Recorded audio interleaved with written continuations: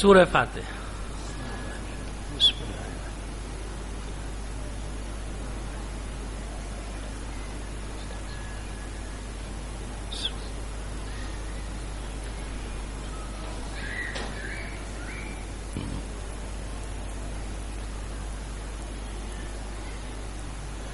اعوذ باللہ من الشیطان الرجیم، بسم اللہ الرحمن الرحیم، الحمد للہ رب العالمین، الصلاۃ والسلام علی اشرف الانبیاء والمرسلین، سیدنا و نبینا ابی القاسم محمد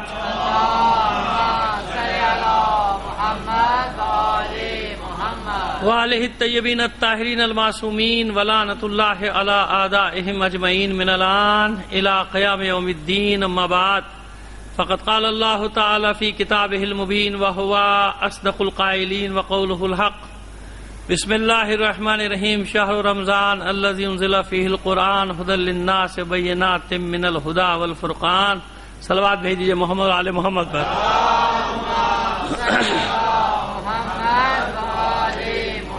ہمارے باب العلم فاؤنڈیشن کے بانیان میں سے، یعنی فاؤنڈر ممبر میں سے صبا حسن صاحب، جو پاکستان میں اب نہیں ہے، بیرون ملک مقیم ہیں، صبا حسن صاحب، ان کے والدین کے ایصال ثواب کے لیے مجلس آج ہے۔ آپ سے درخواست کروں گا ان کے ایصال ثواب کے لیے، یعنی صبا حسن صاحب کے والدین کے ایصال ثواب کے لیے، اپنے تمام مرحومین کے لیے، خاص طور پر شہدائے ملت کے ایصال ثواب کے لیے ایک سورہ فاتحہ پڑھ کر بخش دیجیے گا۔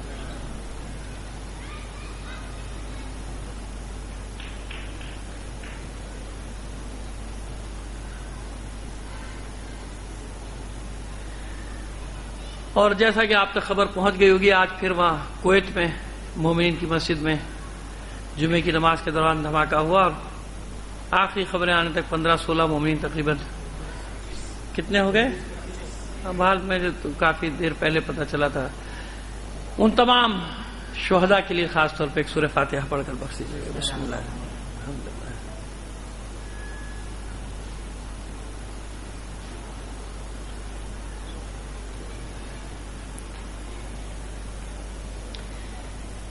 ایک صلوات عنایت فرما دیجیے محمد اور آل محمد پر۔ اس سے بہتر انداز میں بلند آواز سے ایک صلوات بھیجیے گا۔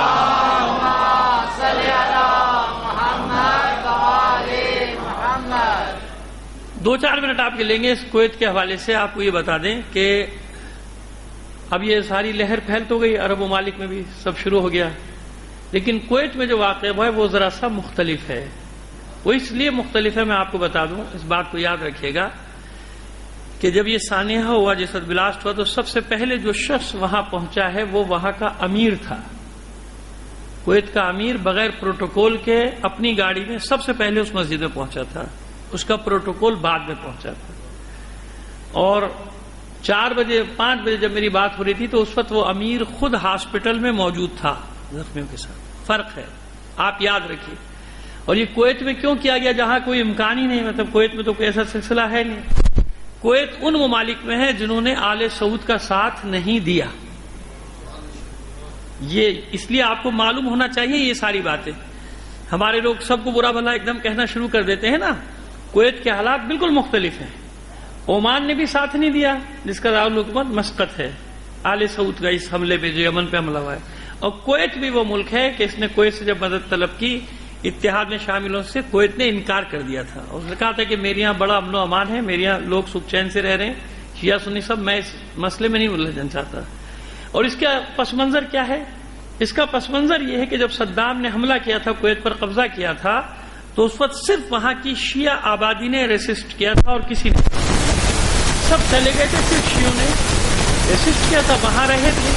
لہٰذا جب شیخ صباح سالم صباح صالح پورا نام ہے، یا اس کا بیٹا، یہ جب واپس آیا ہے تو اس وقت سے اس کے دل میں، اور اس کا جو اس کا بیٹا ہے بنا ہوا ہے، ان کے دل میں مومنین کی یہ جگہ ہے کہ انہوں نے برے وقت میں زمین کے ساتھ غداری نہیں کی۔ سمجھ میں آ گئی بات؟ اس لیے میں ہمیشہ کہتا ہوں اور پاکستان کے اداروں کو بھی سمجھاتا ہوں کہ جنہیں تم نے پالا تھا وہ آج ملک سے غداری کر رہے ہیں، دہشت گردی کر رہے ہیں، اور جن کے خلاف بنایا تھا وہ آج بھی اپنی مٹی سے وابستہ ہیں، اپنے وطن سے وابستہ ہیں، اپنے ملک سے وابستہ ہیں۔ یہ پوری زندہ باد، زندہ باد۔ مرد آباد مرد آباد اللہم صلی علی محمد وآل محمد. تو یہ بات میں نے اس لیے کہ اکثر لوگوں کو نہیں معلوم ہوا کہ کویت کا جو امیر ہے وہ مومن پر ویسے نہیں ہے جیسے اور طرح کے شیخ اور بادشاہ ہیں. وہاں حالات بالکل مختلف ہیں. وہاں مومن پر کہ سب کو سارے حقوق یعنی جو ان کے قوانین کے اندر ہیں کہ اپنے امام بارگاہوں کے اندر مساجد کے اندر کوئی ڈسٹربنس وہاں کی حکومت کی طرف سے نہیں ہے اور مومنین بھی کوئی ڈسٹربنس ان کے لیے پیدا نہیں ہونے دیتے. لہذا یہ سبب بنا کہ سب سے پہلے جو آدمی پہنچا وہ وہاں کا امیر تھا. اور یہاں جب چینل پہ 3 روز گالیاں کھا لیتے ہیں تو پھر کوئی وزیر جاتا ہے. فرق سمجھ میں آ گیا؟ جب تک ان کو پوری دنیا کی گالیاں نہ پڑ جائیں بد دعائیں مول نہ لے لیں اس وقت تک کسی کو توفیق نہیں ہوتی کہ زخمیوں کو جا کے دیکھ لے شہداء کے گھروں پہ چلا جائے نہیں جائے گا. وہاں کا امیر سب سے پہلے پہنچا تھا. بہرحال دعا کیجئے کہ پروردگار عالم آل سعود کے ہاتھوں کو کاٹ کے رکھ دے. اس آل سعود نے پورے عالم اسلام میں سب سے بڑا جو فتنہ ہے وہ آل سعود ہے. عالم اسلام میں اس وقت جو بھی تباہی بربادی ہو رہی ہے سب سے بڑا ذمہ دار اس کی یہ آل سعود ہے. یہ سعودی حکومت ہے جس کے بڑے بڑے چمچے بیٹھے ہوئے ہیں نا, بڑے بڑے چینلز خریدے ہوئے پیسہ دیا ہوا ہے.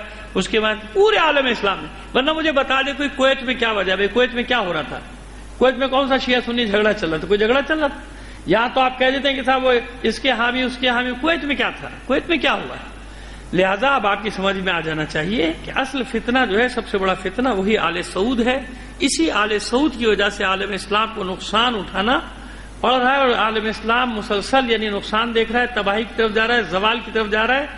اور دعا کریں, ویسے تو انشاءاللہ ظاہر مشیت کے فیصلے ہیں وہ ہو چکے ہیں, لیکن دعا کریں کہ جلد از جلد اپنی آنکھوں سے ان اسلام کے غداروں کا انجام دیکھیں. یہ اب تو یہی دعا ہے کہ معبود اس وقت تک موت نہ دے جب تک آل سعود کا انجام نہ دیکھ لیں جو انہوں نے غداریاں کی ہیں عالم اسلام کے ساتھ, مسلمانوں کے ساتھ. پروردگار جلد از جلد ان کو ان کے انجام تک پہنچا دے. تمام مومنین کی فتح یابی کے لیے, نصرت کے لیے, اسلام کی سربلندی کے لیے اور ان منافقوں کی اور غداروں کی نابودی کے لیے بلند آواز سے ایک صلوات بھیجیے محمد آل محمد کا. ایک گزارش اور ہے کہ تھوڑا سا سمٹ آئیں گے تو ماحول بن جائے گا. یہ بیچ میں خلا جو ہے اچھا نہیں لگ رہا, گفتگو کرنے میں مجھے آسانی ہو جائے گی. سمٹ کے تھوڑا سا بیٹھ جائیے. ایک بار اور صلوات عنایت فرمائیے محمد آل محمد. آئیے, ابھی تک ہم نے بات کی رمضان, لفظ رمضان پر بھی بحث کی, اس کے معنی بھی بتایا, اس کے مفہوم بھی بتائے. آج پھر وہی حدیث کو لے کے بات کو آگے بڑھائیں گے, لیکن نتیجہ نکالیں گے 183 آیت جہاں یہ آیا ہے نا کہ لعلکم تتقون, روزے رکھو تاکہ تم تقوی تک پہنچ جاؤ. یا ایھا الذین آمنوا کتب علیکم الصیام کما کتب علی الذین من قبلکم لعلکم تتقون. شاید تم تقوی حاصل کر لو, ممکن ہے تقوی حاصل کر لو, یا تاکہ تم تقوی حاصل کر لو. یہ لعلکم کے 2-3 ترجمے ہیں, یہ میں نے کر دیے. ممکن ہے تقوی حاصل کر لو, شاید تقوی حاصل کر لو, یا تاکہ تم, اس لیے رکھو تاکہ تم تقوی کی منزل تک پہنچ جاؤ. یہاں تک ہمیں بات کو پہنچانا ہے. شروع کرتے ہیں, دیکھتے ہیں بات کہاں تک جاتی ہے. پروردگار دعا کرتے ہوئے مدد کرے ہماری. اصحاب مسجد نبوی میں جمع ہیں, خدا کے رسول خطاب فرما رہے ہیں. خطاب کے دوران کہتے ہیں کیا تمہیں ایک ایسی خبر نہ دوں, ایسی بات نہ بتاؤں کہ جس پر عمل کرنے سے شیطان تم سے مشرق اور مغرب کے فاصلے کے برابر کی دوری پر چلا جائے. یعنی اتنی دور چلا جائے شیطان, اتنا دور ہو جائے تم سے. کیا ایسی بات نہ بتاؤں؟ تو سب نے کہا خدا کے رسول ارشاد فرمائیے, ہم وطن گوش ہیں سب, فرمائیے. کہا کہ یاد رکھو, روزہ یہاں سے آغاز کیا, یاد رکھو کہ روزہ شیطان کے چہرے کو سیاہ کر دیتا ہے, مومن کے چہرے کو نورانی کر دیتا ہے. مطلب یہ ہوا یہ جو روزہ ہے یہ شیطان کے چہرے کو کالا کر دیتا ہے. یعنی ذلت اور رسوائی, تڑپ رہا ہوتا ہے. جب کوئی مومن بندہ روزہ رکھتا ہے تو یہ تڑپ رہا ہوتا ہے. صدقہ اور خیرات اس کی کمر توڑ دیتا ہے. اس روزے کے عالم میں جو ایک ذرا سا صدقہ دیتا ہے تو اس کو نہ معلوم کتنا بڑا اجر ملتا ہے. کہ یہ اس کی کمر کو توڑ دیتا ہے، اس کی رگ قلب اور رگ گردن کو قطع کر دیتا ہے، اذیت میں رہتا ہے شیطان۔ روزہ رکھو تاکہ تم تقوی کی منزلوں تک پہنچ جاؤ، اور یاد رکھو کہ ہر چیز کی ایک زکوٰۃ ہے، یہ حدیث کے الفاظ ہیں، ہر چیز کی ایک زکوٰۃ ہے، اور اس جسم کی زکوٰۃ کا نام ہے روزہ۔ اس جسم کی زکوٰۃ کیا ہے؟ اللہ نے جو نعمت دی ہے اس وجود کی، اس کی زکوٰۃ کیا ہے؟ اس کی زکوٰۃ ہے جسم کی زکوٰۃ ہے روزہ۔ اور یہ روزے دار ہر وقت عبادت کے عالم میں رہتا ہے، سوائے اس وقت جب یہ کسی مسلمان کی غیبت کرتا ہے۔ اگر یہ روزے کے عالم میں غیبت نہ کرے تو اس کا سونا بھی عبادت، یہ اس حدیث کا حصہ ہے، کل میں نے اشارہ کیا اس حدیث کا حصہ ہے، اس کا سونا بھی عبادت بن جاتا ہے، یہ عبادت بن جائے گا۔ بس اس حدیث کے بعد کہ جو شیطان کو اتنا نقصان پہنچاتی ہے جو چیز، وہ کیا ہے؟ وہ آپ کی بھوک اور پیاس ہے۔ مقصد کیا ہے؟ روزہ میرے لیے ہے، روزہ میرا ہے، یہ ہے نا۔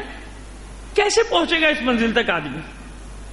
اس منزل تک پہنچ جائے کہ پروردگار عالم ارشاد فرما رہا ہے کہ شیطان تجھ سے، یعنی رسول فرما رہے، لیکن ظاہر ہے کہ رسول جو فرما رہے ہیں وہ اللہ کا ہی فرمان ہے، اللہ کا حکم ہے کہ مشرق اور مغرب کی دوری پر چلا جائے گا۔ اس روزے کے ذریعے سے کیا ہوتا ہے؟ اب حدیث قدسی میں اس کی تشریح کی جاتی ہے، حدیث قدسی میں اس کی تشریح کی جاتی ہے۔ من طلبنی فقد وجدنی، جس نے بھی مجھے طلب کیا اس نے مجھے پا لیا۔ یعنی ایسا نہیں ہو سکتا کہ انسان اللہ کو چاہے اور اللہ اسے نہ ملے، ہو نہیں سکتا۔ من طلبنی فقد وجدنی ومن وجدنی فقد عرفنی، اور جس نے مجھے پا لیا اس نے مجھے پہچان لیا۔ حالانکہ دیکھیے بظاہر تضاد نظر آ رہا ہے نا اس حدیث سے، جو پیغمبر کی حدیث ہے کہ اللہ کو کسی نے نہیں پہچانا سوائے میرے اور علی کے، مجھے کسی نے نہیں پہچانا سوائے اللہ کے اور علی کے، علی کو کسی نے نہیں پہچانا سوائے اللہ کے اور میرے۔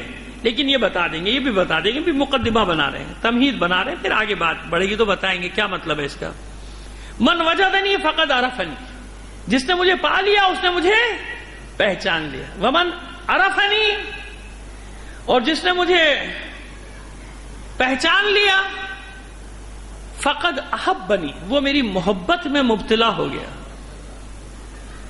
جس نے مجھے پہچان لیا، ظاہر شناخت کے بغیر تو محبت پیدا نہیں ہوتی نا۔ دیکھیے محبت کیا چیز ہے، یہ محبت کا ہی لفظ استعمال ہوا نا، اسی لفظ کی تشریح کرتے ہیں۔ محبت کسے کہتے ہیں؟ جب تک کسی چیز کی شناخت نہ ہو محبت پیدا نہیں ہوتی۔ ماں باپ کی بچوں سے محبت، بچوں کی ماں باپ سے محبت، اپنے اہل و عیال سے محبت، یہ محبتوں کے درجے بڑھتے چلے جاتے ہیں جس کی جتنی شناخت ہو۔ اب میں ایک مثال دیا کرتا ہوں، پھر دوبارہ مثال دے دیتا ہوں۔ بڑی آسانی سے کسی کو جھوٹ بھی بولنا ہوتا تو کہتا خدا کی قسم، اللہ کی قسم، اسے کوئی خوف نہیں ہوتا۔ اللہ کی قسم کھاتے ہوئے اسے کوئی خوف، لیکن اگر اسے اپنی بات میں زور پیدا کرنا ہو تو کہتا ہے پیغمبر کی وہ رسول خدا کی قسم۔ ارے بھائی اللہ بڑا ہے یا رسول بڑا ہے؟ کون بڑا ہے؟ لیکن زور پیدا کرنے کے لیے قسم کو نیچے لا رہا ہے، اللہ کے بعد رسول۔ اور اگر مومن ہے اور بھی ارے مولا کی قسم، اب آپ دیکھیں سمجھ میں آ رہی ہے بات، مولا کی قسم، ارے بھائی اللہ کی قسم سب سے بڑی ہوئی، مولا کی قسم۔ اور اس سے بھی زیادہ زور دینا ہو تو امام حسین کی قسم، اب تو اس کے بعد تو کوئی گنجائش ہی نہیں بچی۔ حالانکہ ابو ہما افضل ہما، علی افضل ہے حسین سے، بھائی ہے نا، غلط تو نہیں کہہ رہا میں، لیکن امام حسین کی قسم ہے اب یقین کر لو۔ اور اگر اس سے بھی آگے بڑھانا ہوا تو حضرت عباس کی قسم ہے، اب تو یقین کرنے کے سوا کوئی چارہ ہی نہیں ہے۔ جناب عباس بے شک اس معنوی عصمت کی منزل پر ہیں، معنوی عصمت کی بل، لیکن امام تو نہیں ہے، 12 اماموں میں تو نہیں ہے بھائی، 12 امام میں سے کوئی امام نہیں ہے۔ لیکن کیوں؟ شناخت کی بات کر رہا ہوں، پہچان کی بات کر رہا ہوں۔ پہچان کیا ہے؟ جناب عباس کی پہچان ہمارے پاس یہ ہے کہ بھائی ان کے نام پہ جھوٹ بولا تو بھی تھپڑ آیا ہے، سمجھ میں آ رہا ہے کہ سزا فوراً ملے گی، فوراً سزا۔ اس لیے حضرت عباس کی قسم کھا رہا ہے کہ بھائی دیکھو پتا ہے، دیکھو حضرت عباس کی قسم کھا کے کہہ رہا ہوں، مطلب یہ کہ تو جھوٹ بول ہی نہیں سکتا کیونکہ سزا فوراً آئی۔ یہ تصور ہے، ایسا ہے یا نہیں وہ الگ بحث، تصور ہے. اور امام حسین تھوڑا سا نرمی کر دیں گے، مولوی تھوڑا نرمی، اور اللہ تو ہے ہی رحیم و کریم. سمجھ میں آئی یار؟ تو یہ ہوتی ہے شناخت، کہ جس کی جتنی شناخت ہو، جیسی شناخت ہو وہیں تک جائے گا نا. اگر یہی شناخت آگے بڑھ جائے، یہی شناخت رسول تک بڑھ جائے، اور یہی شناخت اللہ تک چلی جائے، کبھی وہ ان تمام ہستیوں کا جن کو میں اپنے اوپر مہربان پاتا ہوں، اپنے مولا کو، اپنے ائمہ طاہرین کو، اپنے آقا عباس کو، سید و سردار کو اپنے اوپر مہربان پاتا ہوں، اپنے سے محبت کرنے والا پاتا ہوں. ذرا تصور تو کیجئے کہ ان ہستیوں کا خالق کون ہے.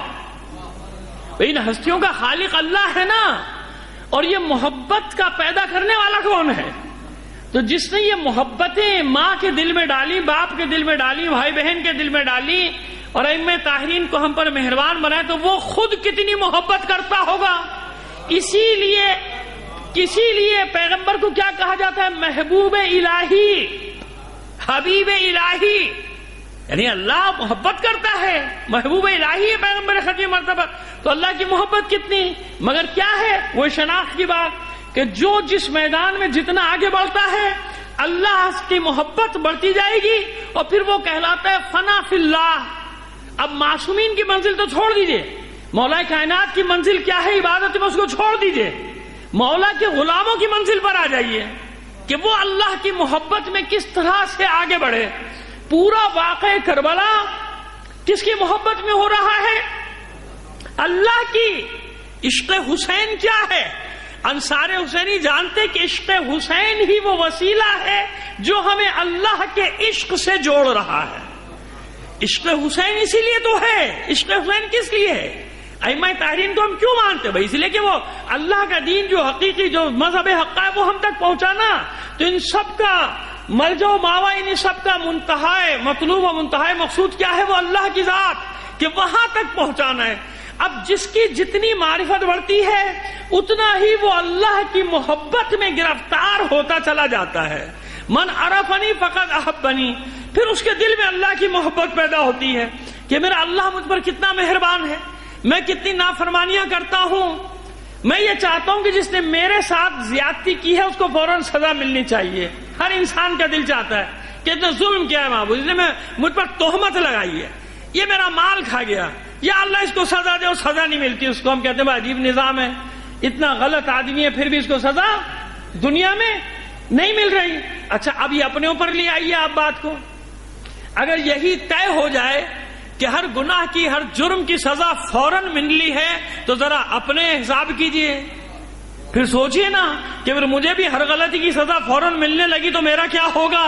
تو یہاں سے پتہ چلتا ہے کہ وہ کتنا مہربان ہے کہ سزا میں تاخیر تاخیر تاخیر، قیامت تک کی تاخیر شاید سدھر جائے، میری بارگاہ میں آ جائے. قل یا عبادی الذین اسرفوا علی انفسہم لا تقنطوا من رحمت اللہ. اے رسول میرے گناہگار بندوں سے کہیے، مومنوں سے نہیں، نمازیوں سے نہیں، روزے داروں سے نہیں، حج کرنے والوں سے نہیں. قل یا عبادی الذین اسرفوا علی انفسہم، جنہوں نے اپنے نفسوں پر ظلم کیا، اسراف کیا، یعنی گناہوں میں مبتلا رہے، ان سے کہیے، میرے ان بندوں سے کہیے لا تقنطوا من رحمت اللہ، اللہ کی رحمت سے کبھی مایوس، اللہ کی رحمت سے مایوس نہ آنا. اور کئی مقامات پر ایسا ہوا کہ جہاں رحمت للعالمین کی رحمتوں کا اختتام ہوتا ہے نا، وہاں سے اللہ کی رحمت کا آغاز ہوتا ہے. مثالیں دینا شروع کروں گا، پہلی بھی دے چکا ہوں تو پتہ نہیں کتنا وقت نکل جائے گا. یہ ذہن میں رکھیے گا کہ وہ رحیم و کریم ہے کہ ایک اپنے گناہگار بندے کی خاطر اپنے رسول کی بات کو پس پشت ڈال دیا. بس ایک مثال دے دیں، جناب موسیٰ کے علیہ السلام کے زمانے کی، ایک صلوات بھیجیے محمد علی محمد پر، ایک مثال دے دیتے.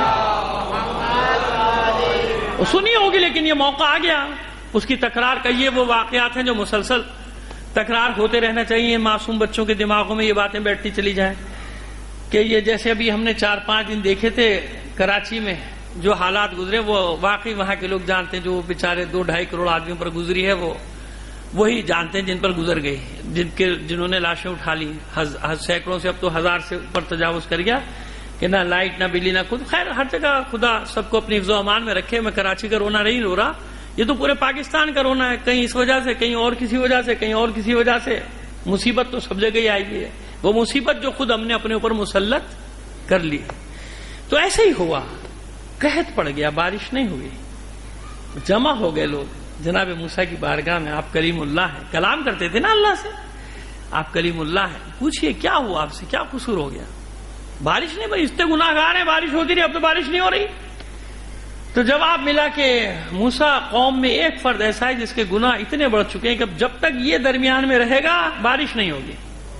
ہمارے یہاں بھی ایک صاحب کے لیے کہا جاتا ہے کہ جب تک وہ موجود ہیں جن کو مونجو دڑو سے نکال کے لایا گیا ہے، واپس ان کو مونجو دڑو جب تک نہیں پہنچایا جائے گا اس وقت تک بارش نہیں ہوگی. صلوات بھیجیے محمد آل محمد پر. اب نام لے دوں گا تو مسئلہ سیاسی ہو جائے گا، لہذا بس اتنا اشارہ کافی رکھے. مونجو دڑو سے ایک آدمی کو نکال کے لا کے ہم پر بٹھا دیا ہے، اور کوشش یہی ہے کہ کسی طرح واپس وہ مونجو دڑو پہنچ جائے. جب تک نہیں پہنچے گا جب تک بارش نہیں ہوتی. خیر جناب، تو وہ ایک آدمی تلاش کرو بھائی، جمع کر لیا قوم کو، قوم جمع ہو گئی. جناب موسیٰ نے خطاب کیا. دیکھیے اللہ نے کہا ہے پیغمبر سے، پیغمبر اپنی مرضی سے بات نہیں کر رہے، اللہ نے کہا کہ بھائی ایک فرد ایسا ہے اس کی وجہ سے ساری مصیبت آئی ہوئی ہے. کراچی پہ مثلا ایک فرد کو ہٹاؤ، یا سندھ پر یہ مصیبت آئی ہوئی ہے، یا پاکستان پہ کسی اور بڑے کی وجہ سے مصیبت آئی، اس کو ہٹاؤ. جب تک یہ رہے گا مصیبتیں رہیں گی، اس کو نکالو. اب نکل جائے، وہ خود ہی نکل جائے بھی جو ہے. اب جو ایسا ہوگا تو پہچانتا ہے نا، ہمارا والا بھی پہچانتا ہے، وہ جانتا ہے کہ میں ہوں، اقرار نہیں کرتا. لیکن جناب وہ قوم جمع ہو گئی. اب ظاہر ہے کہ جو اتنا بڑا گناہ گار ہوگا وہ تو جانتا ہے نا اپنے آپ کو کہ میں ہی ہوں، مجھ سے زیادہ گناہ تو کسی کے نہیں ہو سکتے. بس جب یہ تقریر ہو رہی ہے جناب موسیٰ کی، میں بتانا چاہ رہا ہوں کہ رحمان و رحیم کس معنی میں ہے اللہ. اس وقت وہ شخص رجوع کرتا ہے، اس وقت رجوع کرتا ہے. کہتے ہیں من عرفنی فقد احبنی، جو مجھے پہچان لے گا اس کے دل میں میری محبت پیدا ہو جائے گی. بس اسی وقت رجوع کرتا ہے. معبود یا تو جانتا ہے یا میں جانتا ہوں، یا تو جانتا ہے یا میں جانتا ہوں، اور کوئی نہیں جانتا میرے قوم میں کہ وہ شخص میں ہی ہوں جس کے گناہ اس پوری قوم سے زیادہ ہے. اگر اس وقت میں اٹھ کر چلا گیا پوری قوم میں میری رسوائی ہو جائے گی، بدنام ہو جاؤں گا، سب کو پتہ چل جائے گا میرے گناہوں کا. معبود بخش دے، ایک بار معاف کر دے، میری آبرو رکھ لے، میری عزت رکھ لے. میں عہد کرتا ہوں کہ اب آج کے بعد گناہ نہیں کروں گا، تیری معصیت نہیں کروں گا. بس بیٹھا ہوا ہے دلی دل میں یہ ساری گفتگو کر رہا ہے اللہ کی بارگاہ. ابھی جناب موسیٰ کا خطاب ختم نہیں ہوا تھا کہ گھٹائیں آنی شروع ہو گئیں. گھٹائیں نازل ہونا شروع، برسنا شروع، اور لوگ خوشی خوشی جا رہے ہیں. جناب موسیٰ حیران ہو گئے. دیکھیے میں نے کیا کہا، وہ پیغمبر ہیں، وہ پیغمبر اولو العزم پیغمبر، صاحب کتاب پیغمبر، فرعون کو شکست، فرعون سے مبارزہ کرنے والے، فرعون کی غرقابی کا باعث بننے والے جناب موسیٰ. اور جناب موسیٰ کو اللہ نے فرمایا جناب موسیٰ سے کہ یہ کہو، اور بیچ میں بارش شروع ہو گئی. جناب موسیٰ حیران، قوم چلے گئی، اکیلے کھڑے. کہ معبود یہ کیا ہوا، مجھے تو نے یہ حکم دیا تھا، یہ کیا ہوا؟ تو اب جناب موسیٰ سے مشیت پروردگار عالم ارشاد فرماتے ہیں، موسیٰ میں کیا کرتا، پہلی بار تو میرے بندے نے رجوع کیا تھا، میں اسے خالی کیسے لوٹا دیتا؟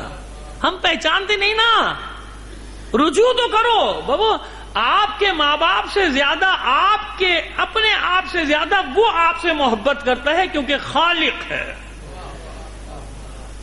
خالق ہے اس لیے محبت کرتا ہے، مہربان ہے، نہیں چاہتا کہ جہنم میں پھینک دے. سال میں کتنے موقع ایسے دے رہا ہے کہ چلو اس رات آ جاؤ، اس رات آ جاؤ، اس دن معاف کرنے کے لیے بیٹھا ہوں، آؤ تو صحیح. اس لیے وہ حدیث میں ہوا کہ آیا کہ من ادرک رمضان ولم یغفر له فمتا دونوں مانے، جس کو ماہ مبارک ملا اس میں بھی مغفرت نہ لے سکا تو پھر وہ مر گیا، ختم ہو گیا. پھر کیا کیا اس نے؟ فمتا، پھر کیا اس نے کیا، کیسے ہوا، کچھ نہیں معلوم. پھر کب اس کی مغفرت ہوگی اگر رمضان میں بھی نہیں؟ یعنی موقع پر موقع ہزاروں لاکھوں روز بخشے جا رہے ہیں، اس میں بھی کوئی بدنصیب ہوگا نا. بات ڈرانے کی نہیں، میں تو آپ کو اچھی خبر دے رہا ہوں، میں تو آپ کو ڈرا نہیں رہا، آپ کو اچھی خبر دے رہا ہوں کہ بابا اتنے موقع دے رہا ہے اللہ، اتنے موقع دے رہا ہے. لا تقنطوا من رحمت اللہ، کہہ دیجئے اللہ کے رسول ان سے کبھی رحمت سے میری مایوس نہ ہونا. کیوں؟ ان اللہ یغفر الذنوب جميعا، کوئی استثناء نہیں. بے شک تمہارا رب تمہارے ہر گناہ کو بخش دے گا، ہر گناہ کو بخش دے گا. آؤ تو صحیح، توبہ تو کرو. یہ ارشاد ہو رہا ہے من عرفنی فقد احبنی. جس نے اتنی بھی معرفت کا حق تو کوئی نہیں ادا کر سکتا نا. جس نے اتنا بھی پہچان لیا کہ میرا خالق میرا معبود وہ ہے جو مجھ سے زیادہ مہربان ہے، جو مجھ پر میرے ماں باپ سے زیادہ مہربان ہے، جو مجھ سے میری اولاد سے زیادہ محبت کرتا ہے، کیونکہ وہ محبت کا خالق ہے نا. محبت خلق ہی اس نے کی ہے، وہ جمیل ہے، وہ محبت کرنے والا ہے. کتنے ہی نام ہیں، سب اس کے اسماء الحسنہ ہی تو ہیں. سب جتنے بھی اسماء الحسنہ ہیں سب اللہ کے لیے اسماء الحسنہ جتنے بھی ہیں. ومن احبنی، اب دیکھیے اس کے بعد جو نتیجہ آ رہا ہے اس تک لانا چاہتا ہوں آپ کو کہ تقویٰ کیا ہے جو روزے کے نتیجے میں حاصل ہوتا ہے. ومن احبنی فانا قتلتہ، اور جو میری محبت میں مبتلا ہوا میں نے اسے قتل کر دیا. حدیث قدسی، کتنا عجیب لفظ ہے یہ. ومن احبنی فقد قتلتہ، جو میری محبت میں مبتلا ہوا میں نے اس کو قتل کر دیا.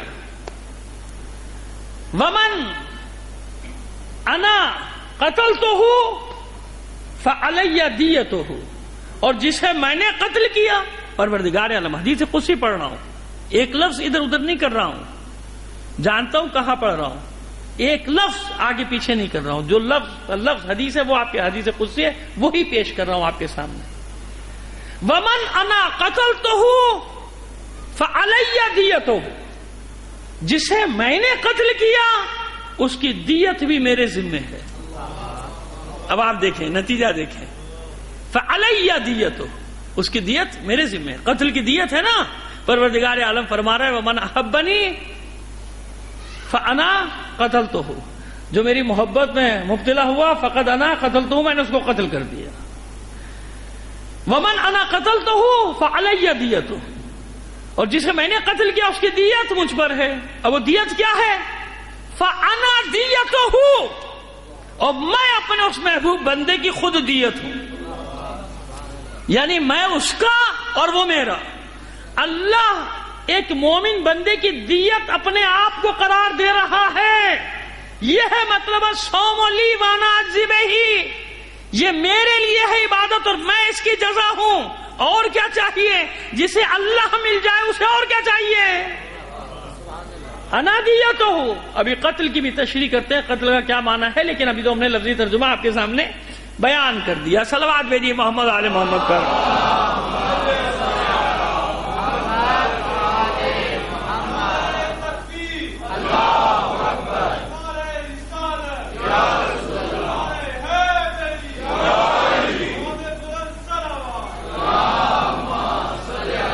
یہ شعر پڑھنے نہیں جا رہا، لیکن بتا رہا ہوں کہ جو بڑے اساتذہ ہیں، جو شاعر ہیں، اب آپ کو سمجھ میں آئے گا کہ انہوں نے محبت اور عشق کو کس معنی میں استعمال کیا ہے. یہ وہ محبت ہے. اگر علامہ اقبال کہیں عشق کی اصطلاح کو استعمال کر رہا ہے اور اس کا مخالف اسکول آف تھاٹ اس پہ فتویٰ لگا رہا ہے، مخالف اسکول آف تھاٹ بھی ہوتے ہیں نا، جیسے ہمارے یہاں بھی ہوتے ہیں، سب جگہ ہوتے ہیں، تو شعراء میں بھی اسکول آف تھاٹ ہیں. اقبال کا اسکول الگ ہے، اور دوسرے شاعر کا نام نہیں لینا چاہتا، اس کے حامی جو ہے وہ اقبال کی مخالفت کرتے ہیں خواہ مخواہ میں کہ جناب کیا کیا چیزیں لے کر آ گیا، کیا کیا چیزیں لے کر آ گیا. نہیں، پہلے سمجھو تو صحیح، اس محبت اور عشق کے معنی کو سمجھو کہ اس کا معنی کیا ہے. پھر سمجھ میں آتا ہے کہ وہ محبت کیا ہے جس میں فنا فی اللہ. فنا فی اللہ کا مطلب یہ ہے یعنی آپ اپنے آپ کو مٹا رہے ہیں، ہم مٹا رہے ہیں نا اپنے آپ کو اللہ کی راہ میں، ہم اللہ کی راہ میں مٹا رہے ہیں. پروردگار فرما رہا ہے فانا قتلتہ، جو میری محبت میں مبتلا ہوگا میں نے اسے قتل کر دیا. یہ آخری منزل ہوتی ہے عشق کی، جس میں یعنی سیر و سلوک کے لوگ عرفا اس مر مٹنے کو قتل سے تشبیہ دیتے ہیں کہ میں فلاں کے عشق میں مر گیا، فلاں ہو، یعنی یہ عشق حقیقی کی بات کر رہا ہوں بھائی، کہیں اور نہ لے جانا اس کو، یعنی اللہ کا عشق، رسول کا عشق، فنا ہو گیا اس عشق میں۔ یہ عشق ہے جو ویسے قرنی کو مجبور کرتا ہے کہ نہ معلوم میرے حبیب کا، اللہ کے حبیب کا کون سا دندان مبارک شہید ہوا ہوگا، لہذا اپنے دندان مبارک شہید کر رہا ہے۔ رسول نے شرک کا فتویٰ لگایا؟ نہیں لگایا نا۔ رسول نے معاذ اللہ کفر کا فتویٰ لگایا؟ نہیں لگایا، بلکہ جناب ویسے قرنی ہو کر چلے گئے، ملے بھی نہیں، صحابی کا درجہ بھی دیا، اور یہ بھی فرمایا کہ خوشبو آ رہی ہے مجھے کسی کی۔ کون ہو کے گیا ہے؟ میرا دوست ہو کر گیا ہے مدینے سے، وہ ویسے قرنی۔ عشق کی منزلیں، محبت کی منزلیں، اسی لیے یہ عین، شین اور قاف کا لفظ قرآن میں استعمال نہیں ہوا۔ کیوں؟ احتمال یہ تھا کہ لوگ اس کو غلط معنی میں استعمال کر جاتے۔ اگر عشق کا مادہ عربی کا مادہ ہے عین شین قاف، اس لیے نہیں آیا، اس لیے نہیں کہ شجر ممنوع ہے، شجر ممنوع نہیں ہے، بلکہ اس لیے نہیں آیا کہ قرآن میں اگر یہ لفظ آ جاتا تو لوگ اس کو غلط استعمال، صبح شام اشعار کی جگہ وہ آیت لکھ کے بھیج رہے ہوتے کسی کو۔ معذرت کے ساتھ میں تو جو فکر انسانی ہے، طرز فکر انسانی، میں اس کی عکاسی کر رہا ہوں، اس لیے مادہ قرآن میں استعمال نہیں ہوا، روایات میں استعمال ہوا، عرفا نے استعمال کیا، سیر و سلوک کے یعنی وہ جو سالک ہیں، چلنے والے، اس فنا فی اللہ میں جو اپنے آپ کو فنا فی اللہ کے راستے پر ڈال رہے ہوتے ہیں، انہوں نے استعمال کیا۔ کیوں؟ وہ جانتے ہیں کہ اس کا معنی کیا ہے۔ اسی عشق کو، اسی محبت کو اقبال لے کر آیا ہے۔ اگر اپنے کلام میں جا بجا عشق کا استعمال کیا تو دیکھیے کہاں کیا ہے، غزل میں نہیں کیا۔ غزل میں عشق کا استعمال اور ہے، جہاں اقبال نے استعمال کیا وہاں کچھ اور ہے۔ وہاں وہ کیا کہتے ہیں؟ جناب ابراہیم کے لیے، جناب ابراہیم۔ اب دیکھیے، وَمَنْ أَحَبَّنِي فَأَنَا قَتَلْتُهُ، جو میری محبت میں گرفتار ہوا میں نے اسے قتل کر ڈالا، قتل کر دیا،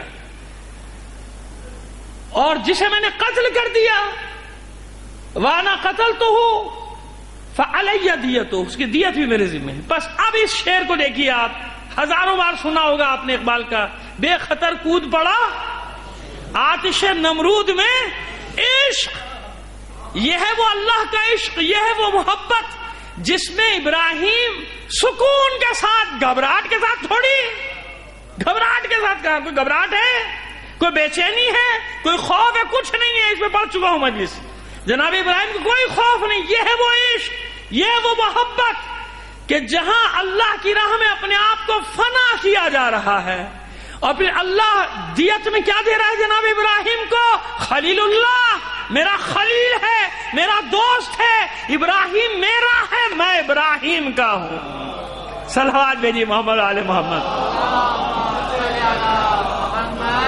بے خطر کود پڑا آتش نمرود میں عشق، عقل ہے محو تماشائے لبے بام، ابھی عقل دیکھتی رہ گئی۔ اصل میں یہی دو اسکول آف تھاٹ ہیں، شاعری میں بھی اور بھی محاذوں پر بھی، ادبی میدانوں میں بھی، عرفا میں، صوفیہ میں، علماء میں، فقہا میں، یہ انہی دونوں میں ٹکراؤ چل رہا ہے، عقل اور عشق کی جنگ جاری ہے۔ لیکن یاد رکھیے کہ عقل ضروری ہے، ورنہ عقل دیتا کیوں اللہ؟ عشق جو نہیں سمجھ پاتا نا، اس کے لیے مسئلہ ہو جاتا ہے۔ عشق عقل کے بعد کی منزل ہے، عقل کے آگے کی منزل ہے۔ تکرار کر دیں 2 منٹ میں، پریشان تو نہیں ہوں گے آپ؟ کیونکہ جن لوگوں نے نہیں سنا ہماری تسلی ہو جائے گی، ان بچے سمجھ۔ دیکھیے مسئلہ کیا ہے، عشق اور عقل میں فرق کیا ہے۔ عقل تمیز سکھاتی ہے چیزوں میں، تمیز سکھاتی ہے نا، یہ اچھا یہ برا۔ عقل آپ کو پابند نہیں کر سکتی کہ یہ کام کرو یا نہ کرو، عقل کا کام ہے صرف بتانا۔ عقل نے بتایا کہ چوری کرنا غلط ہے، ڈاکہ ڈالنا غلط ہے، لیکن عقل روک سکی؟ نہیں روک سکی نا۔ عقل مند آدمی تو نئے سے نئی ترکیبیں نکالتا ہے ڈاکے ڈالنے کے۔ وہ وائٹ کالر کرائم اب ایک اصطلاح اور بھی تھوڑی میں نے یاد کر لی ہے، وہ کر رہے نا سارے بیٹھے ہوئے نا، کس طرح کیسی عقل استعمال کر رہے ہیں 20 کروڑ آدمیوں کو لوٹنے کی، کس طرح سے لوٹنے کے نئے نئے طریقے ایجاد کر رہے ہیں نا، تو عقل ہے نا، تو عقل نے بتایا نا کہ یہ غلط ہے، مگر عقل روک سکی نہیں روک سکی. عقل نے بتایا کہ یہ اللہ کا رسول ہے، لیکن عقل نے منوایا نہیں، بتا دیا. عقل بتا دے گی یہ اچھا یہ غلط یہ صحیح یہ برا، لیکن عقل آپ سے کام کروا نہیں سکتی، بتا سکتی ہے. بس اس عقل کے آگے کی منزل کیا ہے؟ دل افئدہ، کہیں قلب کہیں افئدہ. یہی ہے نا، یہی اصطلاح قرآن نے استعمال کی نا، فی قلوبہم مرض، ان کے دلوں میں مرض ہے، عقلوں میں نہیں. عقلیں تو بہت کام کرتی ہیں، ہے نا. فی قلوبہم، منافقین کی عقلیں کام کرتی تھی نا، آج بھی کرتی ہیں، جبھی تو اتنی بڑی بڑی سازشیں کرتے ہیں کہ نہیں کرتے. فی قلوبہم مرض، ان کے دلوں میں مرض ہے، دماغوں میں تھوڑی ہے. عقل تو کام کر رہی ہے نا، عقل کام کر رہی ہے. منافقین کی، مشرکین کی، یہود و نصارہ کی، غداروں کی، سب کی عقلیں کام کر رہی ہیں. لہذا آخری مرحلہ عقل کو قرآن نے نہیں بتایا. آخری مرحلہ کسے بتایا؟ فی قلوبہم مرض فزادہم اللہ مرضا، ان کے دلوں میں مرض ہے اور اللہ ان کے مرض کو اور بڑھا دے گا، ان کی منافقت کی وجہ سے. فی قلوبہم زیغون، ان کے دلوں میں کجی ہے، ٹیڑھا پن ہے. دل کی بات ہو رہی ہے. اور جب پردہ ڈالنے کی بات آئی تو کہاں کی بات آئی؟ سورہ بقرہ میں کس چیز کی بات ہے؟ غشاوتن، کہاں پہ یہ پردہ پڑا ہوا ہے؟ ختم اللہ علی قلوبہم وعلی سمعہم وابصارہم. سماعت، بصارت اور دل، عقل نہیں، کیونکہ عقل تو کام کر رہی ہے نا، عقل کام کر رہی ہے، دلوں میں مرض ہے. لہذا جب تک دل میں جو چیز گھر نہ کری ہے، دل ہے. دل نفرت نظر آنے والی چیز نہیں، محبت نظر آنے والی چیز نہیں، حسد نظر آنے والی چیز نہیں، رشک نظر آنے والی چیز نہیں. ان سب کا تعلق ہے احساس کے ساتھ، احساس کا تعلق ہے دل کے ساتھ. جو چیز دل میں گھر کر جائے انسان اسی پر عمل کرے گا. عقل کہہ رہی ہے کہ نواسہ رسول ہے، مگر دل میں بغض علی اور اولاد علی، قتل حسین پہ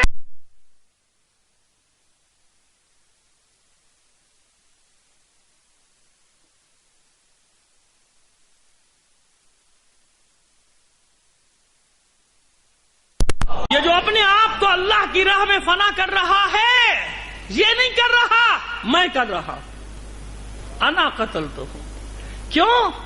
اس فنا فی اللہ ہونے کا سبب میری محبت ہے نا، میری وجہ سے. اب سمجھ میں آ گیا، میں نے آسان کر دیا مطلب کو آپ کے لیے. فانا قتلتہ، میں نے اس کو مارا ہے. کیوں؟ میری وجہ سے نا، میری محبت میں یہاں تک پہنچا ہے نا. یہ میری محبت میں یہاں تک آیا، میری محبت میں اپنی ذات کو مٹا رہا ہے، میری محبت میں اپنی ذات کو فنا کر رہا ہے. بس تو اس کا دیا کون دے گا بھائی؟ جب یہ میری محبت میں اپنے آپ کو مٹا رہا ہے تو میرے ذمہ ہے اس کی یہ فنا. تو اس کا دیا کون دے گا؟ میں دوں گا. اور اس کا دیا کیا دوں گا؟ 100 اونٹ، 200 اونٹ، جنت میں بلند درجہ نہیں. اس کی جزا میں خود ہوں، اس کے دیا میں خود ہوں. صلوات بھیجیے محمد آل محمد پر. میں اس کے دیا، میں اس کا بدلہ. یہ ہے قتل کا مطلب. یعنی کیونکہ یہ اپنے آپ کو میری راہ میں مٹا رہا ہے، میرے لیے جا رہا ہے، میرے لیے سب کام کر رہا ہے، میری محبت میں گھر سے نکلا ہے، میری محبت میں جان لٹا رہا ہے، میری محبت میں خانوادے کو لے کے نکلا ہے، میری محبت میں کنبے کو لے کر چلا ہے. بس ریا سے پاک ہو. شرک کی ایسی شکل ہے ریا کہ جو نظر بھی نہیں آتی. ہر عبادت میں ریاکاری کا امکان موجود ہے. ریا سے بچا لو اپنے آپ کو، اپنے عمل کو ریاکاری سے بچا لو. روزہ ہو، نماز ہو، کوئی بھی عبادت ہو، ریاکاری شرک کی ایک شکل ہے. بس اس ریا سے بچانے میں کامیاب ہو گئے. اپنی عبادت کو میں تمہارا ہوں تم میرے ہو، میں تمہارا ہوں تم. یہ ہے وہ عشق جس کی بات ہو رہی ہے کربلا میں. عقل کوفے میں ٹھہر گئی، رک گئی، عشق حبیب ابن مظاہر کی صورت میں کربلا پہنچ گیا. مجھے بتائیے کہ حبیب ابن مظاہر سے بڑا کوئی عالم تھا کوفے میں اس وقت؟ فقیہ. بھائی میں دلیل دے رہا ہوں نا. فقیہ کوفہ کس نے کہا جناب حبیب ابن مظاہر کو؟ حسین نے کہا. جسے حسین فقیہ کہہ دے اس زمانے میں اس سے بڑا کون فقیہ ہے بھائی؟ تو فقیہ کون ہوتا ہے؟ فقہ سے نا، تفقہ سے ہے نا. کتنی عقل ہے حبیب کے پاس، کتنی فکر ہے، کتنی پہنچ ہے. اس لیے میں نے کہا کہ عقل اور عشق میں لڑائی وہ کراتا ہے جو ان کے رشتے کو نہیں جانتا. عشق آگے کی منزل ہے. عقل نے بتا دیا تھا کوفے والوں کو یہ حق ہے یہ باطل، لیکن کیا ہوا؟ نہیں جا سکے. کیوں؟ ڈر گئے. کوئی موت سے، کوئی جان و مال سے، کچھ مفادات آڑے آ گئے، ڈر گئے. حبیب کس منزل پر تھا؟ عقل سے آگے کی منزل پر چلا گیا، عشق کی منزل پر، کہ یہ نہیں ہو سکتا کہ فرزند رسول کو تنہا چھوڑ دیا جائے. عشق آ گیا، ساری پابندیاں توڑ کے آ گیا کہ نہیں آ گیا؟ بس جہاں ریاکاری تھی وہاں محبت کا بھرم کھل گیا.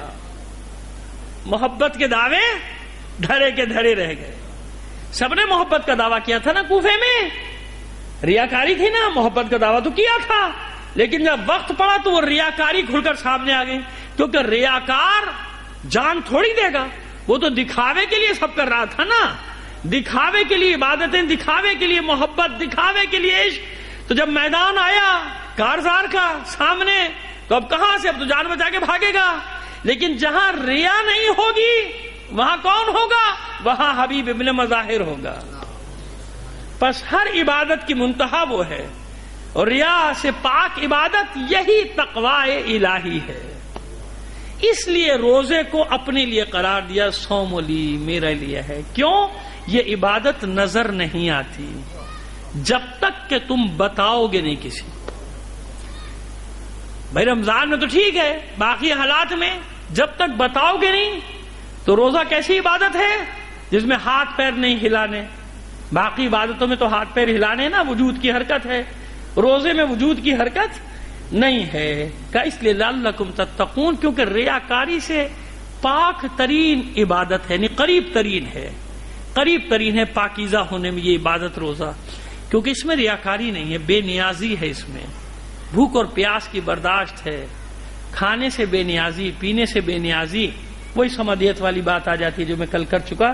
تو لعلکم تتقون، روزہ رکھو تاکہ تم ریاکاری سے پاک عبادت کی طرف قریب ہو جاؤ، ریاکاری سے پاک عبادت تمہیں حاصل ہو جائے. لعلکم تتقون، شاید ایسا ہو جائے. اس روزہ رکھنے کو اس لیے تم پر واجب قرار دیا اور تمام امتوں پر واجب قرار دیا تھا. اور اس لیے بھی تقوی سے قریب ہو جاؤ گے کہ جب یہ شدید گرمی میں بھوک اور پیاس برداشت کرو گے تو تمہیں احساس ہوگا دوسروں کا، غریبوں کا احساس ہوگا. احساس پیدا نہیں ہو رہا، اس کا مطلب یہ کہ عبادت کی روح اس کو حاصل نہیں ہو رہی ہے، عبادت کی روح حاصل نہیں ہو رہی. بس اپنے آپ کو اس عبادت میں مٹانا، یہ بھوک اور پیاس برداشت کرنا تمام شرائط کے ساتھ، یہ کیا کرتا ہے؟ اللہ کے قریب کر دیتا ہے. اس لیے اللہ اس عبادت کو اپنے سے منسوب کر دیتا ہے کہ یہ میرا ہے، یہ میرے لیے، اس کی جزا میں خود ہوں. اور کیا چاہیے؟ فنا کر رہا ہے نا اپنے آپ کو اللہ کی راہ میں. فانا دیتہ، میں اس کی دیت ہوں، میں اس کا ہوں، یہ میرا ہے. بس جب یہ دوریاں ختم ہو گئیں، یہ قرب حاصل ہو گیا، پھر جنت وغیرہ تو بات کی بات ہو گئی نا. بس اسی لیے انصار حسینی ہو یا انصار پیغمبر ختمی مرتبت ہو یا انصار فاطمۃ الزہرا، زیارت وارثہ میں سب پر زیارت پڑھتے ہیں نا آپ، زیارت وارثہ میں زیارت انصار جو پڑھتے ہیں، صلوات بھیجیے محمد آل محمد پر.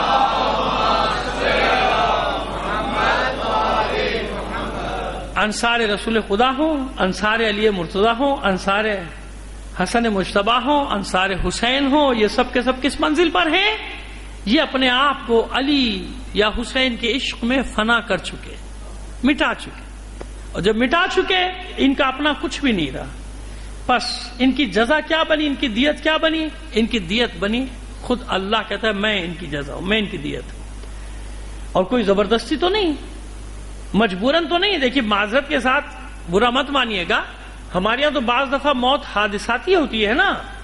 ٹھیک ہے شہید کا درجہ ہے, لیکن ہم اس کو غسل تو دیتے ہیں نا, کیونکہ صرف اسی کو غسل نہیں دیا جائے گا جو میدان جنگ میں لڑتے ہوئے مارا جائے, اس کو غسل نہیں, اس کو انہی کپڑوں میں دفنا دیں گے. ہمارے مومن شہید ہے مگر اس کے باوجود ہم اسے غسل بھی دیتے ہیں نا, کفن بھی دیتے ہیں. یعنی مرتبہ وہ مرتبہ تو نہیں ہے نا جو وہاں مرتبہ ہے. اچانک جا رہا تھا آفس, مار دیا, شہید ہو گیا, یقیناً اہل بیت کے جوار میں چلا گیا. لیکن اب آپ مجھے آگے بتائیے نا کہ جو کربلا میں 72 ہیں ان کے پاس راستہ ہے جان بچانے کا یا نہیں ہے نا. حسین تو خود بار بار راستہ دکھا رہے ہیں, جاؤ جاؤ چلے جاؤ. خلاصہ کر رہا ہوں, لیکن حبیب کو بلایا ہے خط لکھ کے. کیوں بلایا؟ کہ فرزند رسول آپ تو خود ہی واپس بھیج رہے ہیں سب کو, تو پھر بلا کیوں رہے ہیں؟ آپ نے جب راستہ کھول دیا کہ بھئی جاؤ چلے جاؤ, بیعت اٹھاتا ہوں. اور یہاں تک بھی ملتا ہے کہ بھئی قیامت کے دن بھی تم پہ کوئی ذمہ داری نہیں, یہاں تک تم نے میرا ساتھ دیا, ٹھیک ہے تم میرا ساتھ دینے والوں میں ہو, تم نے میرا ساتھ دیا ہے, جاؤ اب. لیکن حبیب کو بلانے کا کیا مقصد؟ یہی بتانا چاہ رہے ہیں, یہی وہ محبت, وہ جو فنا کرتی, جس محبت میں انسان اپنے آپ کو فنا کر دیتا ہے. ومن احبنی, جو میری محبت میں گرفتار ہو گیا, فقد انا قتلتہ, میں نے اس کو, کیا مطلب قتل کرنے کا؟ یعنی اب اس کا جو بھی انجام ہوگا میری راہ میں اس کی جزا مجھ پر ہے. فانا دیتہ, میں اس کی دیت بن جاؤں گا. تو انصار حسینی سنا ضرور ہے جنت ملے گی, دیکھا تو نہیں تھا. سنا تو کوفے والوں نے بھی تھا کہ جنت میں جائیں گے, حسین کا ساتھ دیں گے, لیکن کہا بھائی پتہ نہیں ملے نہیں ملے, چھوڑو, ساتھ نہیں دیا نا. تو انصار حسینی نے جنت دیکھنے کے بعد حسین کا ساتھ نہیں دیا, حسین کا ساتھ دینے کے بعد جنت کا مشاہدہ کیا. کیسے؟ جب حسین نے 3 بار کم از کم ملتا ہے, 2 بار کہہ لیجئے, لیکن 3 بار تو بات طے ہے کہ مغربین کے بعد, پھر ایک بار, پھر نصف شب کے بعد سب کو جمع کر کے خیمے میں کہا تھا کہ جاؤ چلے جاؤ, تم نے یہاں تک میرا ساتھ دیا, میں راضی ہوں تم سے, چلے جاؤ. جنت تو نہیں دکھائی حسین نے, کہاں دکھائی جنت؟ کہ چلے جاؤ میں راضی ہوں, اب تو رضایت بھی مل گئی نا, اب تو جا سکتے تھے کہ میں راضی ہوں. راضی ہونے کا مطلب ہے کہ میں شفاعت بھی کروں گا, جاؤ چلے جاؤ, چراغ بھی گل کرتا ہوں, چلے جاؤ. کوئی گیا نہیں گیا نا. یہی تو حسین دکھانا چاہ رہے ہیں دنیا کو کہ محبت کا مطلب کیا ہے, عشق کی منزلیں کیا ہیں. اگرچہ کہ دونوں میں فرق ہے, وہ فرق کبھی بیان کر چکا ہوں کہ اس کی منزلیں کیا ہیں. نہیں گئے, کوئی بھی نہیں. اب بتا دیا دنیا کو کہ ان میں سے کوئی بھی جانے والا نہ تھا موت کے خوف سے, بلکہ موت پر لپکنے والے تھے. اس کے بعد کشف حجاب کیا ہے حسین نے کہ اپنے سروں کی طرف دیکھو, اپنے چہروں کو آسمان کی طرف کرو. اب جب چہرے آسمان کی طرف کیا انصار حسینی نے, تو کشف حجاب ہوا. اس کشف حجاب پہ بھی لوگوں کو بڑی چڑ ہوتی ہے کہ بھئی یہ بھی آپ لوگوں نے, آپ نے بنایا ہوا ہے. کشف حجاب ہو گیا, جنت دکھا دی. خدا کے بندو, کشف حجاب کا مطلب کیا ہے؟ اس کشف حجاب کے مطلب کو سمجھو مولا کے قول سے, واللہ ما شککت فی الحق مذ اریتہ, خدا کی قسم مجھے حق میں کبھی شک نہیں ہوا جب سے حق مجھے دکھایا گیا. بتایا نہیں گیا, سنایا نہیں گیا, لکھایا نہیں گیا, پڑھایا نہیں گیا. مذ اریتہ, جب سے حق مجھے دکھایا گیا. کب دکھایا گیا, کہاں دکھایا گیا؟ جاؤ تفتیش کرو, تحقیق کرو. نہیں ملے جواب تو اس طالب علم سے لے لینا کہ کب دکھایا گیا اور کہاں دکھایا گیا. یہ اعتراض کرنے والوں کے لیے کہہ رہا ہوں, آپ کے لیے نہیں کہہ رہا. تو بس کشف حجاب اسے کہتے ہیں, اور وہ تو انصار حسینی ہیں. انصار حسینی کے بعد ایسے ایسے عارف باللہ عرفا میں لوگ گزرے ہیں کہ جن کے لیے مشیت نے کشف حجاب کیا ہے. کیا ہے. واقعات سنانے شروع کروں گا نہ معلوم کتنی مجلسیں گزر جائیں گی. کشف حجاب حسین نے کیا. کشف حجاب کے اپنا مقام دیکھو. موسیٰ کو دکھایا جا سکتا ہے مقام, اور جو تمام انبیاء کا وارث ہو وہ جناب ابراہیم کو دکھایا جا سکتی ہے نشانیاں, اور جو جناب ابراہیم کا وارث ہو وہ ذرا پیچھے انبیاء کے قصص جو قرآن میں ہیں انہی کو دیکھ لیا کرو کہ کیا کیا مشاہدات کس کس کو اللہ نے کرائے ہیں, کس کس کو کون کون سی نشانیاں دکھائی ہیں. تو حسین ہے, حسین وارث انبیاء, تمام انبیاء کی محنتوں کا ثمر, نچوڑ ہے حسین کی ذات. لہذا کشف حجاب کیا. اب امام علی مقام کے انصار نے جب مشاہدہ کیا, یہ تھی وہ خوشی کہ انصار حسینی کے چہرے گلنار ہوتے جا رہے تھے. اس لیے میں جملہ کہتا ہوں ہمیشہ کہ وہ ہم ہیں جنہیں جنت کا شوق ہے. انصار حسینی وہ ہیں جنت کو جن کا شوق ہے. تو ایسے بنو کہ جنت تمہاری مشتاق بنے. جنت کا مشتاق ہونا عام آدمی کا کام ہے, عام مومن کا, مجھ جیسے گناہگار کا. اور جنت جس کی مشتاق ہو وہ کچھ اور ہے. یعنی انہیں جنت کوئی زینت نہیں دے گی. وہ جنت میں جائیں گے تو جنت کو 4 چاند لگ جائیں گے. وہ جنت کو زینت دیں گے. یہ ہے دیا, یہ ہے دیا کہ جو میری راہ میں اپنے آپ کو فنا کر دے, جو میری راہ میں اپنے آپ کو مٹا دے, وَأَنَا دِيَتُهُ, میں اس کی دیت ہوں, میں اس کا بدل ہوں, میں اس کا بدلہ ہوں, اللہ اس کا بدلہ. لہذا جس کا دیا خود اللہ ہو تو جنت اس کے مشتاق ہوتی ہے, جنت اس کی منتظر ہوتی ہے. اسے جنت کا شوق نہیں. جس نے تجھے پا لیا پھر اس سے سب کچھ لے بھی لیا جائے تو شخصیت ذہن میں آ گئی جس کا یہ قول ہے. اس نے کیا کھویا؟ جس نے تجھے پا لیا. یہ ہے مطلب. تمام حدیثوں کو جمع کرتے چلے جائیے. کس کس کو کہیں گے یہ ضعیف, یہ ضعیف, یہ ضعیف, یہ ضعیف, کہاں سے لائیں گے بھائی؟ یہاں تو سب ملتا چلا جا رہا ہے آپس میں, مطلب آپس میں ملتا چلا جا رہا ہے. معبود جس نے تجھے پا لیا اس نے کیا کھویا, اور اس نے کیا پایا جس نے تجھے کھو دیا. ساری دنیا مل جائے اور تو نہ ملا تو بیکار ہے.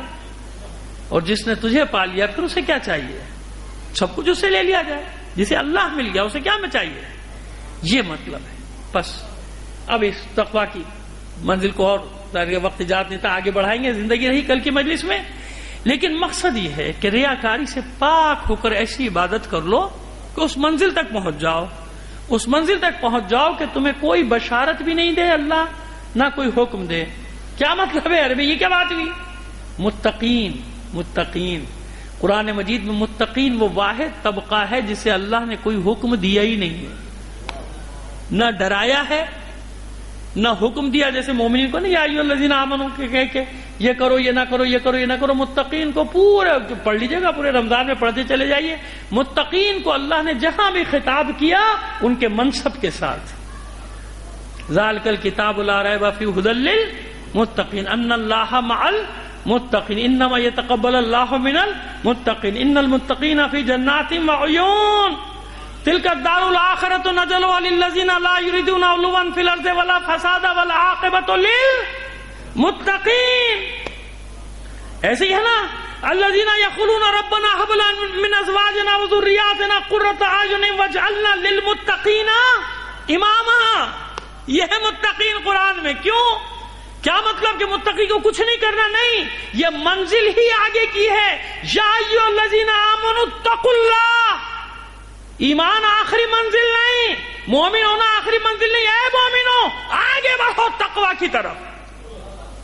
وہ عقل سے عشق کا سفر یہ ہے, عقل سے عشق کا سفر یہ ہے, عقل سے محبت کا سفر یہ ہے کہ جب ان مراحل کو طے کرے گا جبھی تو متقی بنے گا. جب متقی بن گیا تو اب کوئی حکم نہیں, منصب کی بات ہوگی. ایسا ہوگا متقی, ایسا ہوگا کہ کوئی دعائے قنوت میں دعا کرے گا وجعلنا للمتقین اماما. بار الہ مجھے متقین کا امام بنا دے. اب ڈھونڈ لو امام المتقین کون ہے. صلوات بھیجیے محمد آل محمد پر. خیر, ختم کیا بات کو آج یہاں، کل انشاءاللہ اسی کو گفتگو کو آگے بڑھائیں گے، بس یہاں تک لاتے ہیں۔ ہر زمانے میں ایک امام المتقین کا وجود ضروری ہے۔ کیوں ضروری ہے بات کریں گے انشاءاللہ کل سے۔ بس علی اپنے زمانے میں دعا مانگ رہے ہیں، کامیاب امام المتقین ہیں۔ حسن مجتبی اپنے زمانے میں دعا مانگ رہے ہیں، اور کربلا میں حسین امام المتقین، متقین کی جماعت چھوٹی سی پہ کم کرتے جائیے نا۔ قرآن مجید خدا للناس تمام انسانوں کے لیے آیا، تمام انسانوں نے ہدایت تو نہیں لی اس سے، پھر مسلمان، پھر مومنین، اور پھر مومن سے آگے کا درجہ کیا ہے؟ بس یہ متقین کی جماعت اپنے امام کے ساتھ کربلا کے میدان میں کھڑی ہے، ثابت قدم۔ اب اس کے لیے کوئی قید نہیں سن و سال کی، یہ تو شعور اور آگہی کی بات ہے۔ جب جناب عیسیٰ گہوارے میں گواہی دے سکتے ہیں تو حسین کا علی اصغر تو چند مہینے کا ہے۔ مبالغہ نہیں کروں گا، بالکل بھی نہیں کروں گا، اطمینان رکھیے۔ ایک بات سمجھنے کے لیے کہہ رہا ہوں کہ جناب حضرت عیسیٰ علیہ السلام نے گہوارے میں اپنی ماں کی عصمت کی بھی گواہی دی، اپنے رسول ہونے کے بھی، اور اللہ کے وحدانیت کی گواہی سب دیا کہ انی عبداللہ، میں عبد اللہ کا بندہ ہوں، تمہاری طرف رسول بنا کر بھیجا گیا ہوں۔ ایسا ہوا کہ نہیں ہوا؟ دی ہے۔ غیر معصومین کی اولادوں میں قرآن مجید میں جن قوموں کا ذکر ہے، آل فرعون میں سے، آل بنی اسرائیل میں سے چند مومنوں کو ان کے بچوں سمیت جب آگ میں ڈالا جا رہا تھا تو معصوم بچے گویا ہوئے تھے۔ ماں کی گود سے بچے کو چھین کر آگ میں پھینکا جا رہا تھا، جلتے ہوئے کڑھاؤں میں پھینکا جا رہا تھا۔ ماں کے قدم ڈگمگائے، پہلے 5 بچے اس کے جل چکے تھے۔ شیرخوار کو جب لیا گیا، پھینکا گیا، شیرخوار گویا ہوا۔ یہ قصص انبیاء ہمارے ہوں یا ہمارے برادران کے ہوں، سب جگہ یہ واقعہ موجود ہے۔ کہیں سورہ فجر کی تشریح میں، کہیں دوسرے اور سوروں کی تشریح میں یہ موجود ہے یہ آیت کہ وہ معصوم شیرخوار گویا ہوا کہتا ہے میری ماں ثابت قدم رہنا، ثابت قدم رہنا، اس قربانی کے بدلے میں اللہ بہت بڑا مرتبہ دینے والا ہے۔ وہ نبی نہیں تھی عورت، وہ مریم نہیں تھی، وہ سارہ نہیں تھی، وہ ہاجرہ نہیں تھی، مگر اللہ نے اس معصوم بچے کو قوت گویائی دی۔ میں یہاں کب کہہ رہا ہوں کہ علی اصغر بولے، علی اصغر نے گفتگو کی، اگر وہ بچے بول کر حق کی گواہی دے سکتے ہیں تو اب علی اصغر کے معصوم سا تبسم ہی سب سے بڑی گواہی ہے کہ علی اصغر بھی جانتا ہے کہ میرے بابا کا مقصد کیا ہے۔ اس کے خشک ہونٹوں پر زبان کا پھرایا جانا ہی کافی ہے، وہی گواہی ہے۔ میں نے پہلے ہی عرض کر دیا کہ مبالغہ نہیں کرنے جا رہا، میں ایسے الفاظ نہیں ادا کرنے جا رہا جن کا روایت میں کہیں کوئی وجود نہ ہو، لیکن میں نے جو مقدمہ بنایا وہ تو سامنے رکھیے۔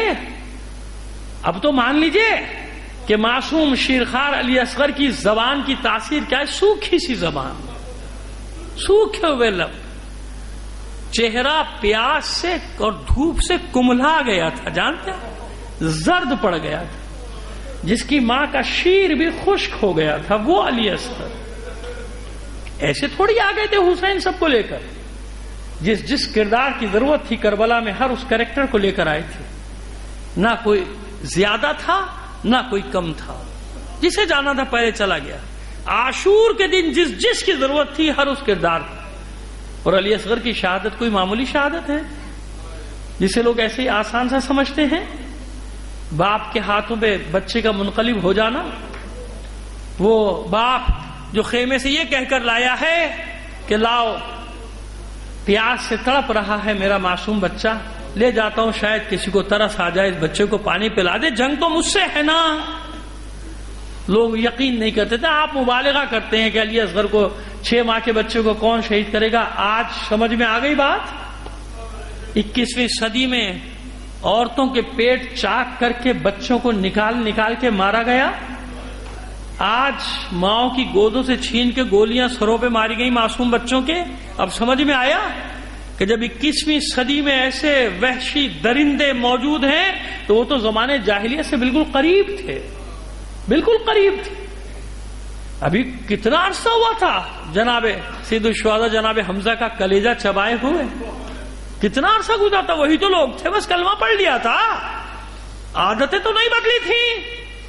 لہذا وہ معصوم سا بچہ جب لے کر آئے ہیں، اور کتنی بار حجت تمام کی حسین نے، ہاتھوں پہ بلند کر لیا تھا، میرے بچے کو پانی پلا دو، پیاس سے تڑپ رہا ہے، جلتی ریت پر لٹا دیا تھا، دور ہٹ گئے تھے، میں پیچھے ہٹ جاتا ہوں، میرے معصوم بچے کو پانی پلا دو، پیاس سے تڑپ رہا ہے۔ یاد رکھیے، عام انسان کو جو محبت ہوتی ہے نا دل میں، معصوم کے دل میں ہزاروں گنا زیادہ عاطفہ اور محبت ہے، کیونکہ وہ تو سب سے محبت کرتا ہے۔ اور یہاں تک عرفا نے لکھا ہے کہ یہ انسانوں سے محبت ہی تو تھی کہ امام آخری وقت تک کوشش کرتے رہے کہ اس لشکر کو جہنم میں جانے سے بچا لوں۔ حجت تمام کی ہے کہ نہیں؟ آخر وقت تک کوشش کیا ہے کہ بچا لوں انسانوں کو، نہ جائیں یہ جہنم میں۔ کون لوگ؟ جنہوں نے علی اصغر کو نہیں چھوڑا۔ مگر کیسا شقی القلب ہوگا وہ شخص جس نے گردن علی اصغر کا نشانہ لیا ہوگا، کیونکہ بچے نے جب خشک زبان ہونٹوں پہ پھرائی تھی تو روایات میں یہی لکھا گیا ہے کہ منہ پھیر پھیر کر رونے لگے تھے سپاہی۔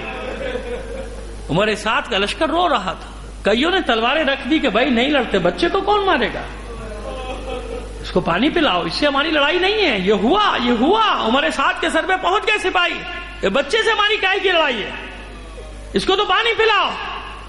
گھبرا گیا تھا پسر سعد کی، یہ کیا ہوا؟ ہرملہ دیکھ رہا ہے، اقطع کلام الحسین، حسین کے کلام کو قطع کر دے۔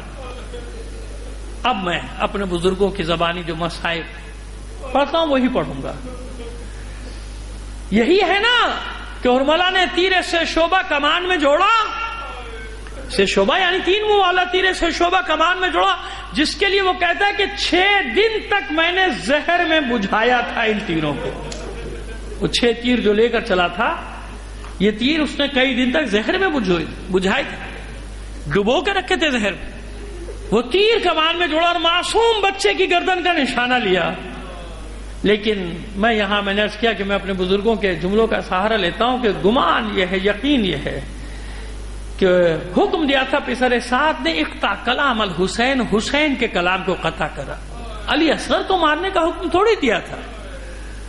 تو گمان یہی ہے کہ ہرملہ نے نشانہ لیا تھا حسین کی گردن کا، لیکن ابھی حسین کا آخری مجاہد علی اصغر زندہ ہے۔ کیسے ہو سکتا ہے کہ علی اکبر بابا کا دفاع کرے، قاسم دفاع کرے، اون محمد دفاع کرے، عباس دفاع کرے، علی اصغر پیچھے رہ جائے؟ جبکہ رات بھر علی اصغر اپنی ماں کے گریے کو سنتا رہا ہے، ماں یہ کہہ کے روتی رہی ہے کہ کاش میرا علی اصغر اتنا بڑا ہوتا کہ تلوار اٹھا لیتا، تو میں بھی اپنے بچے کو میدان جنگ میں بھیج دیتی۔ اس کا جواب بھی تو دینا ہے نا اپنی ماں کو۔ اور اس میں بھی کوئی بعید نہیں کہ خیمے کی اوٹ سے، خیمے کے در سے، جھرری سے جھانک کے دیکھ رہی ہے ماں اپنے بچے کی جنگ کو۔ ادھر ہرملہ تیار ہوا، ادھر علی اصغر نے اپنے آپ کو تیار کیا۔ تیر چلا، بچہ تیار ہوا، جیسے ہی تیر حسین کے قریب آیا، بچے نے ہمک کے اپنی گردن کو سامنے کر دیا۔ اسی لیے روایتوں میں یہی لکھا ہے کہ پہلے تیر نے علی اصغر کے گلے کو چھیدا ہے، بعد میں حسین کے بازو میں پیوست ہوا۔ اور کہتے ہیں کہ تیر لگتے ہی من کا ڈھلک گیا، علی اصغر کی گردن ڈھلک گئی۔ میں کہتا ہوں کہ نہیں، گردن نہیں ڈھلکی، من کا نہیں ڈھلکا، علی اصغر نے کروٹ لی خیمے کی جانب۔ یہ ہے وہ ابدی مسکراہٹ۔ علی اصغر کی مسکرا کے دیکھا ہوگا خیمے کی جانب، میری ماں اب تو راضی ہے، دیکھ میں نے اپنے بابا کا دفاع کیا، اے میری ماں دیکھ میں نے اپنے وعدے کو پورا کیا۔ کتنا خون، کتنا خون اس پیاسے بچے کے، شیرخوار کے بدن سے کتنا خون نکلا، ایک چلو سے زیادہ تو نہیں۔ لیکن انصاف سے بتائیے، اسی کربلا کی زمین پہ عباس کا خون بہا، علی اکبر کا بہا، قاسم اور محمد، اور خود حسین کا خون ابھی بہنے والا ہے کہ نہیں؟ جبھی تو خاک شفا بنے گی کربلا۔ لیکن علی اصغر کے خون کی طاقت کتنی ہے کہ نہ آسمان نہ زمین، صرف حسین ہے جس کے کلیجے میں یہ طاقت ہے کہ اپنے شیرخوار کے لہو کو اپنے چہرے پہ مل لیا۔ کیا عجیب کیفیت ہوگی میرے مولا حسین کی اس وقت جب اپنے معصوم کا خون اپنے ہاتھ میں لے کے اپنے چہرے پہ مل رہے ہوں گے، اور اس کے بعد بس ایک جملہ کہا، نانا اسی چہرے سے آؤں گا، اپنے علی اصغر کے خون آلود چہرے کے ساتھ آؤں گا۔ بار الہ گواہ رہے نا، آسمان و زمین گواہ رہے نا کہ میرے علی اصغر کو کس بے دردی سے مارا گیا۔ ختم کیا میں نے، آخری منزل پر آیا، رخصت کر دیا ماں سے، بہن سے، بچے کو لائے، پشت خیمہ پہ دفنا دیا، ننھی سی قبر بنائی، قبر کے نشان بھی مٹا دیا، قبر کے نشان کو مٹا دیا۔ کیوں؟ جانتے ہیں حسین کہ میرے قتل کے بعد تمام شہداء کے سر قلم کیے جائیں گے، نیزوں پہ بلند کیے جائیں گے۔ ڈر ہے حسین کو کہیں میرے معصوم بچے کا سر بھی قلم نہ کر دیا جائے۔ مگر جانتے ہو عزادارو کیا ہوا؟ حسین نے تو یہ اہتمام کیا، مگر جب عصر عاشور کے بعد، قتل حسین کے بعد تمام شہداء کے سر کاٹے جا رہے تھے، نیزوں پہ بلند کیے جا رہے تھے، شمار کیا گیا، بتایا گیا کہ جتنے میدان جنگ میں قتل کیے گئے ہیں ایک سر کم ہے۔ گن رہے تھے نا صبح سے کہ کتنے مارے ہیں، ایک کم ہے۔ پھر گنجے شہیدہ میں لاشوں کے درمیان ڈھونڈا گیا، نہیں ملا، ایک سر کم ہے۔ پھر کسی نے کہا آخر وقت میں پشت خیمہ پہ حسین کچھ چھپا رہے تھے، کچھ چھپا رہے تھے۔ ایک دستے کو تیار کیا گیا، گھوڑوں کی نال بندی کی گئی، نیزہ سوار تیار ہوئے، نیزہ بردار تیار ہوئے کہ زمین کھود دو پشت خیمہ کی۔ پس یہ گھوڑے دوڑ رہے ہیں، نیزوں سے زمین کھودتے جا رہے ہیں۔ ام رباب کا کلیجہ حلق میں آ گیا، پشت خیمہ کی طرف آ گئی، جھانک جھانک کر منظر دیکھ رہی ہے، دعا کر رہی ہے، ماں اے معبود میرے اصغر کی خیر ہو، میرے اصغر کی خیر ہو۔ مگر عزادارو علی اصغر کی تمنا تو کچھ اور ہے نا، علی اصغر یہ نہیں چاہتا، علی اصغر تو چاہتا ہے میری ماں یہ دعا نہ کر، تیرے علی اصغر کو گوارا نہیں کہ سب شہداء کے سر تو نیزوں پر ہو، اور جو فاتح جنگ کربلا ہو اسی کا سر نیزے پہ نہ ہو۔ علی اصغر کی تمنا پوری ہوئی، ایک ملعون کا نیزہ زمین میں گیا، اب جو واپس آیا نو کے سنا پر ام رباب کا کلیجہ علی اصغر۔ الا لعنت اللہ علی القوم الظالمین۔